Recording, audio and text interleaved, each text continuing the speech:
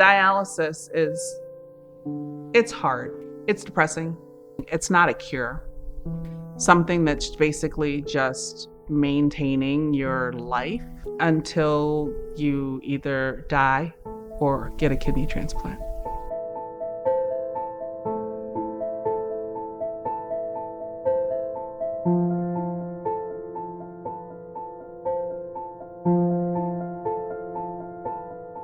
They put 2 needles in, one going in, one going out.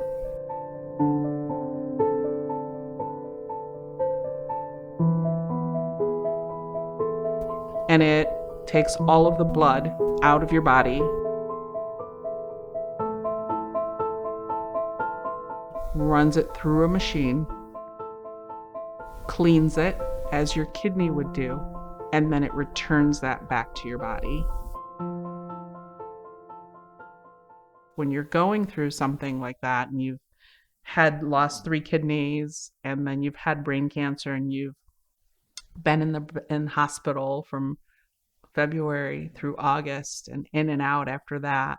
I can't even count how many times Dr. Benedetti said that I was on the verge, or they had to fight to save me. I had in the hospital actually figured out if I could hide my pain pills, how many could I stock up so that I could take my life away. I had dwindled away to almost nothing.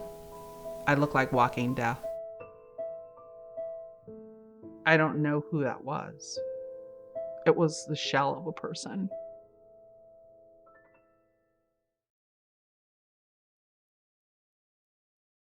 The first several sessions were really difficult. The movement itself was excruciating. I didn't have the energy, and when we started it, I thought, how am I going to do this? I couldn't even get myself between machines without having to be put on a chair and wheeled. There are days that I sit at the program with Greg, and he's held me because I've just not been able to function that day, and he understands that, because that's part of what the program is there to do, is to let you know that you have somebody who understands that you're going through this tough process and how tough it is, and that you know that you have an ally that's there to help you get through that. I think I started with probably like lifting 2 pounds, if that. And then I noticed as I kept going, it got a little easier. And then I started noticing that I was doing more reps, and that I would get an extra half pound added and another little weight here added. And those things are important because that made me feel like there was a sense of accomplishment.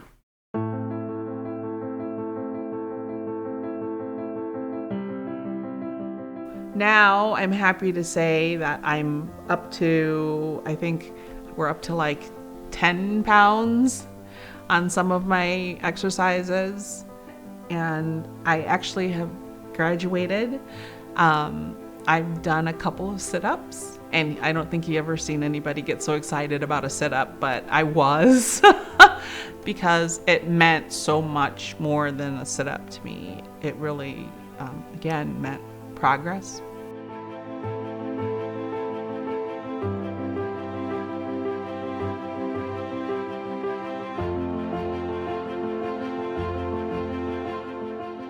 My husband is like always telling me to stop it, because now I walk through the house and I flex and I'm like, feel that calf.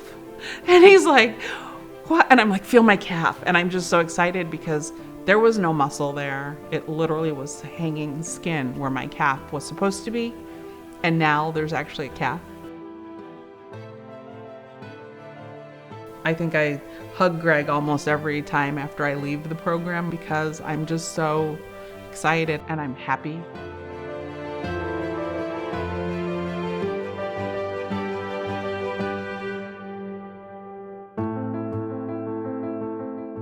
I feel like I'm actually able to contribute to the world and contribute to my family and the household. And that's big. It's huge.